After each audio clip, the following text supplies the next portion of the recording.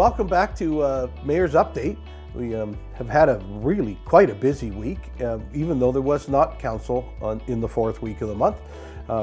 It just gives us more time to get out there and be with the community and spend a lot more fun time meeting people. But the best announcement this week was Minister Jones and Minister Elliott from the provincial government were in town at the police station with Chief Herridge to announce finally some permanent funding for the mental health worker that works with our police force. Alex has just been doing an incredible job. There's some of the stats that Chief Herridge shared at the event. 1,400 of the calls in the last year had to do with a mental health issue or a mental health crisis. Alex was able to be there for over 500 of them, or near 500 of them, to diffuse situations, to help our police officers not accelerate a situation, to get people the treatment rather than the arrest. And this is a fantastic system, and it's being mimicked now across Ontario in a number of other police forces, where we're having that mental health worker on site, on time, to help us in a community with crisis that otherwise would end up with arrests. It's cheaper than a police officer and so much better than a police officer in our community. And what would happen is officers would arrest someone because they're having a mental health crisis. They'd end up at the hospital with them. They'd end up sitting there for hours at the hospital with them. This diverts the police back to the street, so they're back out doing their job, and the people are getting the right help they need. So way to go. Thank you, province, on this, and thank you, CMHA, for the work they do in coordinating this and making it work. Our city's a far better, more comforting place with this in place. But the next topic I want to talk about may not be comforting because it's summer in Canada and it's construction season. But I wanted to give you some updates on where we are with some of the major projects. But first of all, a little bit of a conversation about why we're already underway and getting a lot done. City of St. Thomas passed its budget early in January this year, and that's a positive thing because it lets it get out to tender before the other cities have finished their budgets.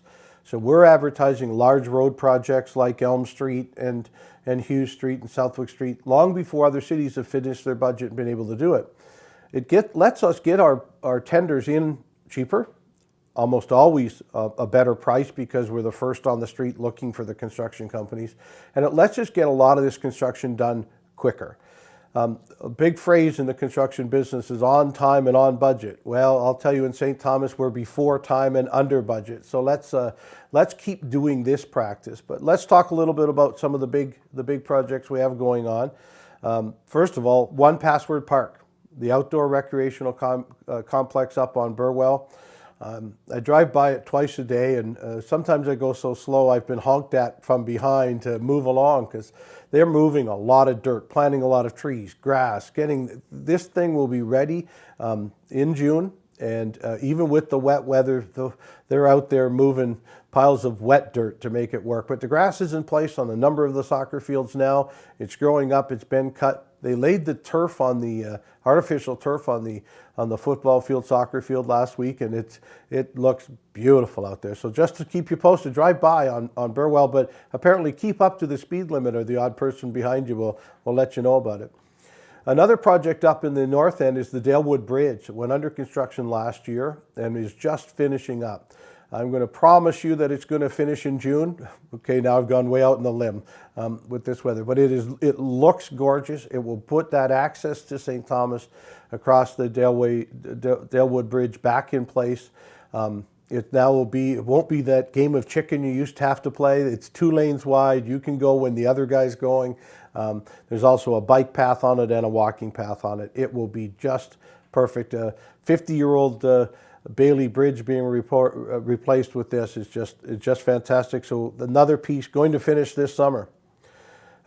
Not going to finish this summer, Elm Street. We like to call it the nightmare on Elm Street, but it really was needed. It's a major thoroughfare in our city, and it really needed reconstruction. They're working very quickly, very deeply, and very fast on the Pinafore Park end, the west end of Elm Street, so that we can have the access to the park available to us for Canada Day, and maybe even earlier than that.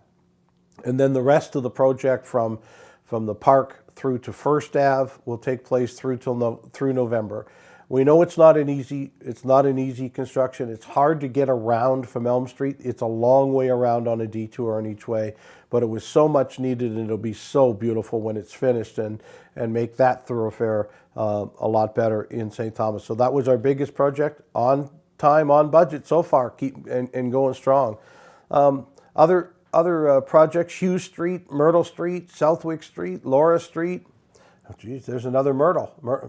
Rhonda Court, Ryerson Place, all under construction, either road resurfacing only or under construction with water mains, sewer, and the like. You know, St. Thomas is now getting caught up on its infrastructure deficit. We sure still hear some complaints about potholes in some roads and roads that could be done, but we're getting caught up, and we're getting them done in a good, fiscally conservative manner of making sure we're getting the roads built properly. So that's kind of the construction update in St. Thomas. We've got a lot of sidewalks and other pieces and trails that we're also doing this summer. And in a little while, I'm going to tell you how to tell us how well we're doing on some of this. So that's the construction update. Let's talk a little bit about stthomas.ca. That's our website, the city's website, and it is a really interactive and informative website. If you haven't been there, go. All of the information I just gave you about all the construction, on there. All of the information you'll need about who is on city council, who works for the community, what we do in our community is all on there. But a couple important pieces I want to touch on right now. On the first part of the website, there's a piece called customer service. Go to the home page of the website, hit customer service, and there's a spot there for you to enter your thoughts. I won't say your complaints, but your thoughts on the community. And our system is set up that you put in what, I'm on such and such a street and they didn't plow my road. Someone will get back to you. It's set up so that we will first of all try and fix your problem, but we'll also get back to you and tell you that we have fixed your problem and get your input.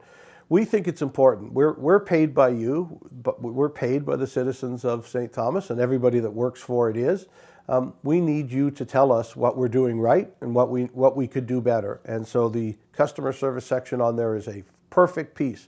I know my phone rings a lot, and although it may be neat to talk to the mayor, the first thing I do is pick up the phone or go on the computer and go into the customer service section and log your complaint. So if you go there first, I'm happy to talk to you about it still, but you go there first and put it through customer service, because I'll ask you if you haven't. One of the other great things on the webpage right now, scroll down to the master plan for parks. That survey system is just about to end, June 20th.